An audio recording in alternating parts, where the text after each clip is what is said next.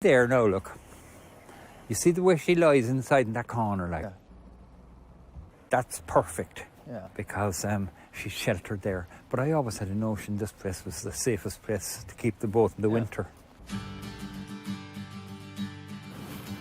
Finnbar Murphy 72 ára gamall Íri frá Cork sem hefur haft vetursetu á Hólmavík.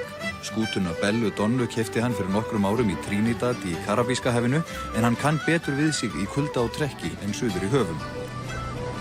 Hann var í 40 ár á sjó en segist aldrei hafa notað vettlinga og hann hefur enga trú á Evrópusambandinu.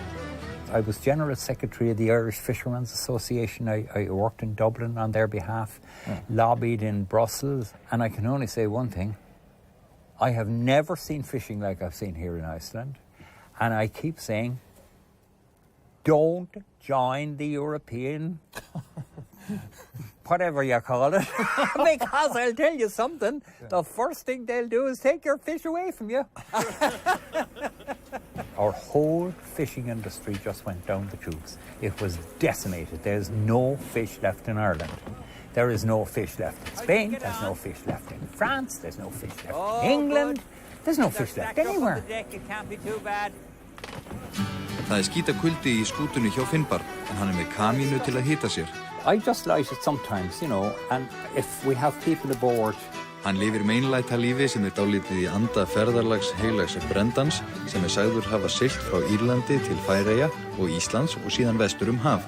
Og Finnbar ætlar að fylgja í slóð hans. A homemade Irish brown soda bread. You made this? Yes, I made this morning. Oh. Yes. I began to think, having been to St. Kilda and the Flannan Islands and North Rona and all these islands on the Western Hebrides and north of it, they were Irish monks were sitting on rocks all over the North Atlantic in the 5th and 6th centuries. And the descriptions they give in the Navigatio of St. Brendan, which was, I think, written in the 8th or 9th century, are so accurate to what you see in the Faroes and Iceland that you can have absolutely no doubt whatsoever that there was somebody up here. How much of Ireland do you see in Iceland? It's the people, really. I mean, I just keep coming across people I know. And and then when people argue with me and say, not at all, we're all Viking, we're Norse, I keep saying, don't be ridiculous. I've been in Norway and you're nothing like them. It's your very nature is Celtic. You are fun. You're great laughs. You're very kind. We have a word in Ireland that somebody is full of heart. In other words, it's a love of other people. And what I find in Iceland is that 99.9% of people are full of heart. They say, how do you mean we look like Irish? I say, look at that girl there. She has red hair. She has blue eyes. She has bad skin. We have bad skin. The Celts all have bad skin. You have a history here in Iceland of, say, 1,000 odd years. You too lived in Ireland. And you too own all that 4,000 or 5,000 years of our history. It is yours equally well.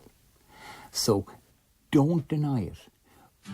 Finnbar hefur þrætt strandirnar á skútunni og í Trekillisvík hitti hann Jóhönnu Ósk Kristjánsdóttur sem seldi honum forláta æðardúnsæng sem hefur komið á góðum notum í vetrarkuldanum. I have crikeberry jam. Joanna rang to know how was I getting on with the quilt. And I said, Joanna, I have had to divest myself of all my clothing in bed because it is so warm. I just get too hot.